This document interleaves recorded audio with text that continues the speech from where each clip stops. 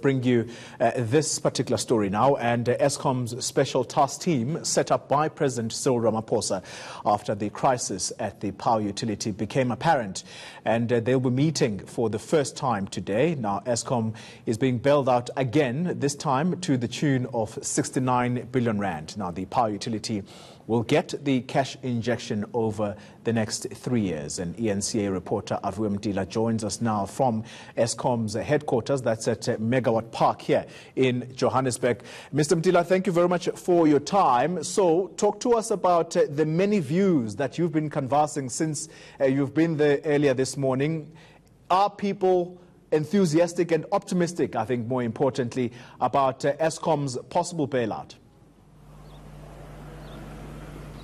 Well, that is right. I've been here since 6 o'clock in the morning talking to different voices just on Eskom and this bailout. We heard that it's 23 billion essentially per year for the next 3 years. Some experts say that they have it in good authority that might even extend to 10 years, the bailout from the government. The finance minister at pains in explaining yesterday that it's not in fact a bailout and it is assistance for the restructuring of Eskom. But just to get more insight on what's happening at Eskom, I've got an analyst here, Masilela, just to talk about that 23 billion per year that Eskom is going to receive. What do you make of it? Is it enough?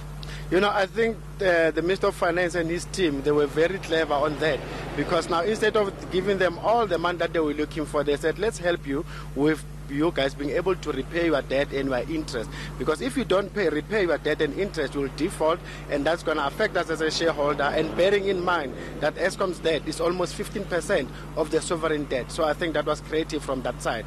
Enough to be able to take the whole of Eskom out of the hole, no, but at least it's putting them on a path that they should be able to get themselves out of the hole. Now, we also heard the finance minister cementing government's plan to unbundle Eskom. We heard that it's not going to be privatized, but we heard words like strategic equity partners being used. In my understanding, equity means you own part of the business. What's your understanding of the situation?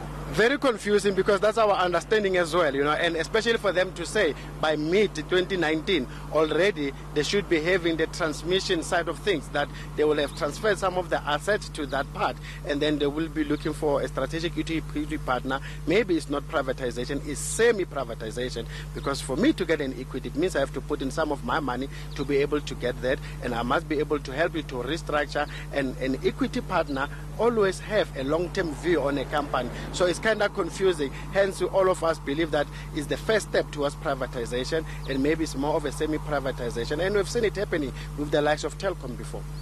Now, 420 billion in debt, that's the power utility Eskom. What does government need to do to rescue Eskom? Does it need to do anything? By all means, because as they said, they cannot continue to give them money given the current state of affairs. Eskom needs to do something. We know that they're buying electricity at high prices, they're selling it at low prices.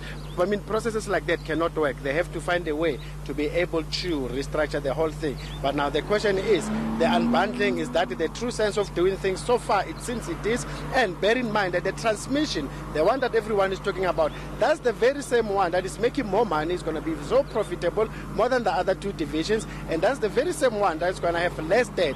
So I think those who are going to participate into that one, they'll be able to make good money. Hence, maybe they're talking about strategic equity partners when it comes to transmission, because that will be very lucrative when it comes to private investors. Now, let me pose a question that was posed by the finance minister yesterday around state-owned entities. Does government need state-owned enterprise?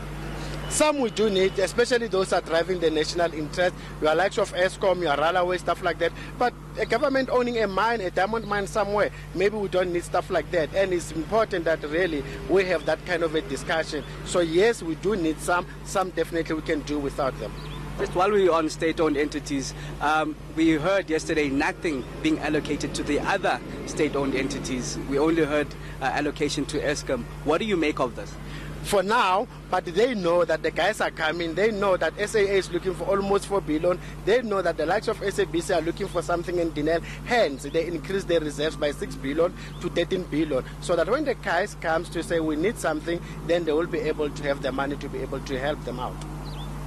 Well, that is an analyst, Aviwe Mtila, just giving us insight from what we heard from the budget yesterday. We heard that they'll be unbundling Eskom essentially, and they're not going to privatize, but they will have strategic equity partners. Confusing for Aviwe Mtila as well, as he says it might be semi-privatization, but we're still yet to hear from Eskom and exactly what is going to happen. Back to you in studio. Thank you very much, Aviwe Mtila, our reporter outside the Eskom headquarters.